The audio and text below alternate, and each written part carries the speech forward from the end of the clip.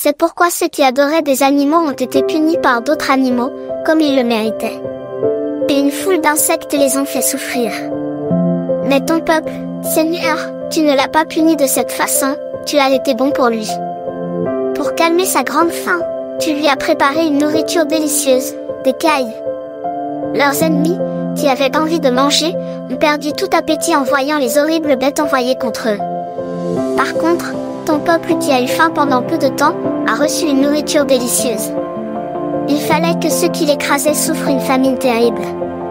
Pour ton peuple, cela lui suffisait de voir comment ses ennemis souffraient. Ton peuple, lui aussi, a été attaqué violemment par des bêtes très méchantes. Beaucoup sont morts, piqués par les serpents qui avancent en rampant. Mais ta colère, Seigneur, n'a pas duré. Tu ne les as pas détruits. C'est seulement ceux qui adoraient des animaux tu leur as fait punir par d'autres animaux, comme ils le méritaient. Ensuite, tu leur as donné un signe d'insectes pour leur rappeler les commandements de ta loi. Celui qui se tournait vers ce signe était sauvé, non par l'objet qu'il regardait, mais par toi, le sauveur de tous. De cette façon, tu as montré à nos ennemis que c'est toi qui délivres de tout mal. 9 sont morts, piqués par les mouches et mordus par les sauterelles. Ils n'ont trouvé aucun remède pour leur sauver la vie. C'est qu'ils méritaient d'être punis par ces insectes-là. Par contre, même les morsures des serpents venimeux n'ont pas pu supprimer totalement les gens de ton peuple. Car, dans ta bonté, tu es venu à leur secours et tu les as guéris. 11 Les morsures qu'ils recevaient servaient à leur rappeler tes paroles. Mais ils ont été vite délivrés. Ils ne devaient pas tout oublier, mais continuer à recevoir tes bienfaits. Ce ne sont pas des plantes ni des pommades qui leur ont rendu la santé, mais c'est ta parole, Seigneur, et qui guérit tout. En effet, c'est toi qui es le maître de la vie et de la mort. Tu fais descendre les gens dans le monde des morts et tu les fais remonter. Oui, un être humain peut tuer par méchanceté. Mais il ne peut pas rendre le souffle de vie quand celui-ci est parti, et il ne libère pas l'âme enfermée dans le monde des morts. Personne ne peut échapper à ton pouvoir, Seigneur. Alors, tu as frappé avec puissance ceux qui ont refusé de te connaître. Ils ont été attaqués par des pluies bizarres, par la grêle et des orages terribles, et la foudre les a détruits.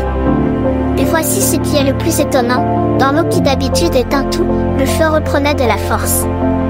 En effet, la nature combat pour les gens qui t'obéissent. À certains moments, les flammes se calmaient. Ainsi, elles ne brûlaient pas complètement les animaux envoyés contre tes ennemis. Et, en voyant cela, ils pouvaient comprendre que ta justice les poursuivait. À d'autres moments, le feu brûlait même au milieu de l'eau, avec plus de force que d'habitude, pour détruire les récoltes de ce pays mauvais. Par contre, tu as donné à ton peuple la nourriture des anges, tu lui as envoyé du haut du ciel un aliment tout préparé, et ton peuple n'a fait aucun effort. Cette nourriture était si bonne qu'elle pouvait satisfaire tous les besoins et tous les goûts. Cette nourriture qui venait de toi montrait ta douceur envers tes enfants. Elle s'adaptait au goût de celui qui la mangeait et devenait ce que chacun voulait. Elle ressemblait à de la neige ou à de la glace. Pourtant, elle résistait au feu et ne fondait pas.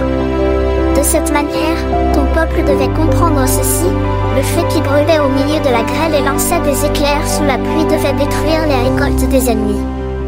Par contre, le même feu perdait son pouvoir destructeur pour permettre à ceux qui obéissaient à Dieu de se nourrir. Oui, les choses créées sont prêtes à te servir, toi, leur créateur.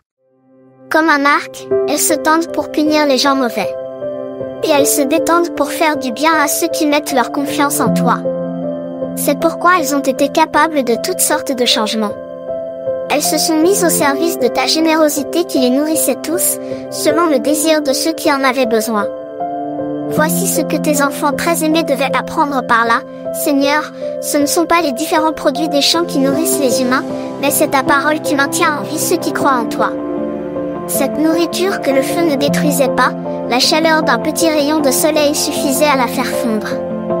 Par là, tu voulais nous apprendre que nous devons nous éveiller avant le soleil pour te remercier et te rencontrer dès le lever du jour. Oui, l'espoir de quelqu'un qui ne sait pas remercier fondra comme la neige de la saison froide, il s'écoulera comme de l'eau inutile.